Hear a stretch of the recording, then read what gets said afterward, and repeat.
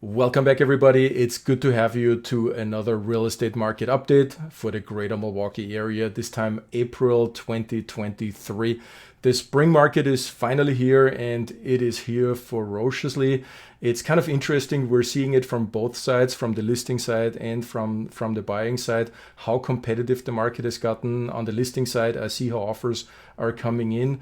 We have had 3 single-family homes listed last weekend and sold them in 1 and 2 days, all of them very, very competitively. This week we had a big duplex listed, same thing, very quickly, very aggressively.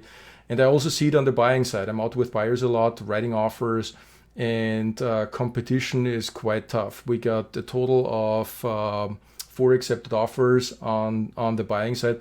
But my team and I have written quite a few more offers, and that's kind of how the market is right now. You cannot expect to go out there, pick a house, write an offer, and get it accepted. You really have to compete in this market, and it is tough competition. So that's what I want to talk about today. As always, let's get started first with some numbers fresh out of the local MLS system. So this is Milwaukee area. And we have here March 2023 versus last year. Inventory is up a tick, plus 16%, but 2,100 units is still not a whole lot this time of the year. We should expect around 12,000. You can see it here from the benchmark below from March 2015.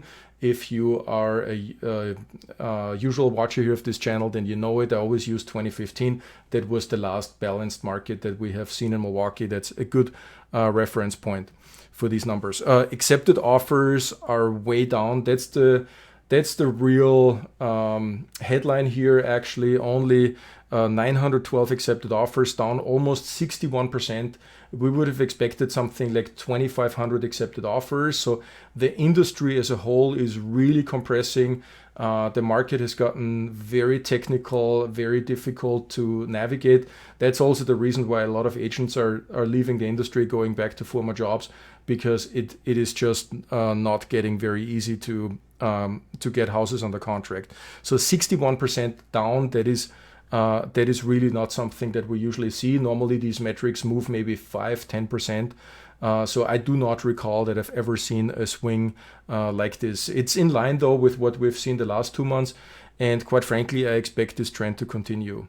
Sold closings, sold properties minus 25% as well. Days on market, we're gaining velocity. It was a little bit slower in the winter months. Now we're down to 8 days on market, and also that is probably going to sharpen a little bit more as we're going forward. And prices are up 14.58%, so almost $290,000 for a median home in the Milwaukee area. So when we look in total at the market, well, the volume is really way down, so 2/3 less volume in transactions, closed transactions, that we usually see. And that is really unprecedented. We have never seen that as long as I'm doing this. And that, of course, results in very tough bidding wars. In particular, the lower and medium price segments are the most competitive, so 250 to 350, or even up to 450 when you go into Tosa, Shorewood, Whitefish Bay. Those are really hyper competitive markets. There's just so much demand for it that's driving up prices. Over $500,000, it gets a little bit easier than below that. Spring buyer demand is growing faster than the supply. I was hoping it would be the other way around, that supply would be growing a little bit faster. We already see it. A lot of my clients are commenting on this to say, hey, we're finally seeing some inventory on MLS. And yes, that is true, but that's almost as good as it's going to get, I think. The supply shortage is mostly in the low and medium price points, under $400,000. When you look at 500 to 700, 800, a million, more the luxury homes, we're actually seeing about the same supply as we had last year, even a little bit up, plus 5% here. So this is a really interesting market, and it's vastly different what we have expected a few months ago. I was always a little bit optimistic for the Milwaukee market. You can check me on that and go back to my market updates from September, October, and November. I have here some snippets from the news, and they were predicting, granted that's for the national market, home prices will fall as much as 20% next year. So we're obviously seeing a completely different dynamic. And one thing I also want to keep you in mind is there is no such thing anymore as a national real estate market. So everything that you see on the national networks is basically not applicable for us here in Milwaukee, because every state, every metro area is behaving a little bit differently. And well, we might be behaving much more differently than some of the other ones. I'll talk about that in a minute. Let's take a look first at the Milwaukee price dynamics. So that is, we have seen Milwaukee prices going up over the last few years, but it's really accelerating and picking up pace. And let me show you here, because you can see that in the data. The green line that you have here is the median sold price. So this is transactions that have actually closed. The buyer and the seller have negotiated, they agreed on a price and they closed on it. That is the green line, and you can see that it's ticking up the last 3 months here, and we're now at 285. But when I bring in here the seller side, which is the new list prices, you can see that sellers are a lot more aggressive. They are really ramping up their asking prices with 315 now. That is always a little bit typical for the spring market, that sellers are kind of leading the way, and then buyers kind of grudgingly following them, and maybe they meet in the middle and negotiate a little bit. But there is, and this is the interesting point, there is not much of a negotiation going on here. Look at this. We are back at a sold to list ratio of 100.7%, and that's just March data. So based on everything that I've seen in the last couple of weeks, I think April data will come in even higher, maybe 102, 103%. So on average, people are paying more than the list price. And that's no wonder. If you have 5, 10, or 15 offers on a listing, then a competitive offer will oftentimes be 10% or more over the asking price. And this is what's driving this metric. And I think for that reason, we will see this number catch up with the blue line here, which is where the sellers are leading us to. The demand is just very, very strong. Now, let's take a look how we're comparing on a national average, since I've just familiarized you with the list to sold ratio. So list to sold ratio is basically how much people were asking for, and then how much did the house actually sell for.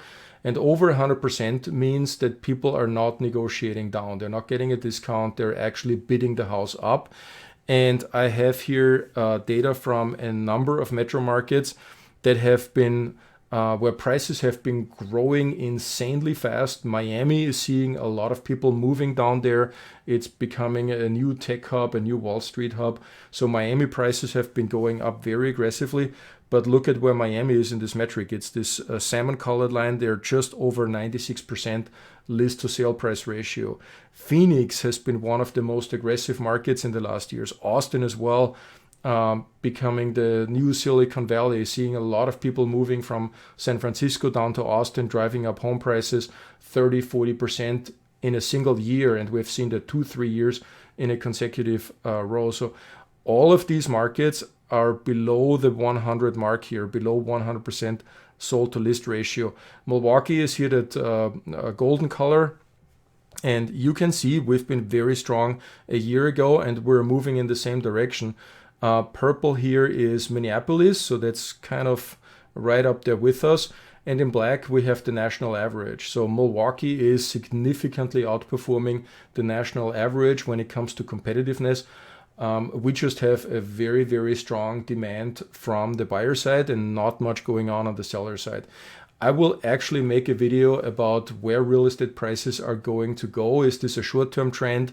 Is this going to continue this year, next year? What can we expect for the next few years? And in order to do that, I'm going to post a separate video later this week, and I'm going to show you the metrics and the mechanics that are driving these things. And once we understand this, we can make some educated guesses or predictions how this behavior is going to change over the next few years, and what we can expect in a long-term trend where Milwaukee prices might be going. So I'm working on that. But that's a whole nother video, and I have that for you later this week. Let's take a look at national home prices. So on a US national basis, despite we heard in fall, home prices might fall 20%, we're actually seeing 3.8% increase on national level. Milwaukee is up there with Miami is very strong. What else is very strong? Tampa. So the Florida markets are really up there. Everything else is kind of in the 3s, 4s, and 5s. except of the Northwest Coast, Silicon Valley, Seattle, all the tech markets. They are clearly being impacted from their tech layoffs, people moving away from there. So they're seeing more inventory and they're actually seeing softening in prices. We don't see that here. We have more people coming in and more demand also organically that's growing prices here. So we're up there. What did I say? 14.57%. So we're actually beating Miami here at the moment. So here's a look at affordability throughout the US, and that goes back to the point that when you hear the news on a national network, there is no such thing as a national real estate market. And what this chart is comparing is the median income, so what an average family, a median family is making, and then in green you have the qualifying how much you need to make in order to buy a house. And you can see US average, it's kind of getting very tight here. On the West Coast, it is already upside down. So even though they're making more money on the West Coast, it's still very, very difficult to qualify for a home because you need to make more than most people do. The Midwest is the only market where we really have still good affordability. Qualifying income is quite a bit lower than the median income that we have here, household income. Here's another look at affordability, the way this chart works. And you've seen me show this data last year a couple times. So an housing affordability index of 100 means that a median income, a normal median income family can afford a median home. So that's 100. If the affordability index is higher than 100, affordability is very good. If it drops below 100, that indicates that an average family cannot afford an average house. So in the US, we are now back up again at a little over 100, 104.9. But when you compare this to Wisconsin, we are, really having it quite a bit nicer here. We're at 142, so quite a bit better affordability than we have on the national average. This is a look here on what is driving affordability. It's of course mortgage rates. And this is a look here on what has changed. So we were really used to these low 3% mortgage rates, and that resulted for an average typical Milwaukee house in a monthly payment for principal and interest of around $1,200, $1,250. And then as rates were going up in October, we hit the high of over 7%. That same house, you needed to pay over $2,000, almost $2,050 per month. And of course, that was expected to really dampen home prices. This is why you've seen in the news, prices are expected to go down 20%. But what actually has happened is that the buyer demand was so strong that buyers, of course, didn't like the higher interest rates, but they were so committed to buying a house that many of them did not back off and still wanted to make it happen and buy a house. And that is what kept the market strong and kept it going. And what's happening now is that as rates are coming down, we are seeing more buyers returning back to the market. This is a difference of almost $250. That is not unsubstantial on a monthly basis for a first-time home buyer. And as this trend is continuing, I think we will also continue to see this impacting the market. Hannah Jones from Realtor.com said it, each downward tick in mortgage rates is met with increased buyer demand as many eager home shoppers take advantage of the slightly lower cost of financing a home. This is not rocket science. I think everybody understands this. A lot of people have just said, we're going to wait until rates are coming down. We're going to pause our home shopping and we're just waiting until rates are coming down. Now, of course, that also means that when rates are actually coming down, they're all coming back into the market, which will also drive up prices. I've heard a number this week. I don't have a source. This is why I didn't put it in writing. But the person said for every half percentage point that mortgage rates are going down, there's 3 million more buyers coming back into the market. That is US on a national scale. I don't know if the number is accurate, but I did some napkin math and it kind of checks out. So makes sense. And it also ties out with this chart here, which is basically showing you buyer demand as a function of mortgage rates. So you see here how mortgage rates have peaked last fall here, and that has really driven buyer demand more to the weak side. And the more expensive coastal markets are, of course, much more susceptible to this than we are if you have a smaller mortgage in general, because your home prices are not crazy high. then you are not as sensitive to higher mortgage rates. But of course, we were also impacted. But now, as rates are coming down, demand is getting better. Once we go below 6.5, between 6 and 6.5, that is indicating good. And once we are below 6.0, that is indicating strong buyer demand. And it looks like we are headed in that direction. So this chart actually is here from the Mortgage Banker Association. So that's a trade association, and they're always tracking mortgage rates, and they also they have a prediction on what's going to happen. And the orange part of the curve here is what the expectation is for the next 4 quarters. So you see here Q2 6.1, Q3 5.7, then 5.3, and finally beginning of next year 5.1. So remember from the chart before where it turns from green into dark green, I have marked this line here. This is 6%, so it depends if and when are we crossing this threshold. That will probably change the dynamic in the market again, because we will have more people coming back into the market. So what can we expect here for the next weeks and months in Milwaukee? Spring inventory is here. Maybe it's going to get up a little bit higher in the next 4 or 6 weeks, but we are almost there. So in terms of magnitudes, that's is almost as good as it gets. Transaction volume will remain well below norms. So that is the 60% less accepted offers compared to last year's, which is basically insane because the last years were already extremely low. The fact that we're going down another 60% is really unheard of. With that, market velocity will increase even more. So that the trend that I've been seeing in the last weeks is that people are really sharpening up again how they're writing offers, the terms that they're putting in offers, how they're going about the timing. We're seeing a lot of people trying to get into listings already on Friday and not wait for Saturday to see a house and really get ahead of the curve. So very, very aggressive spring market. For buyers, that means prepare for tough competition, in particular if you're in the $350,000 to $450,000 space.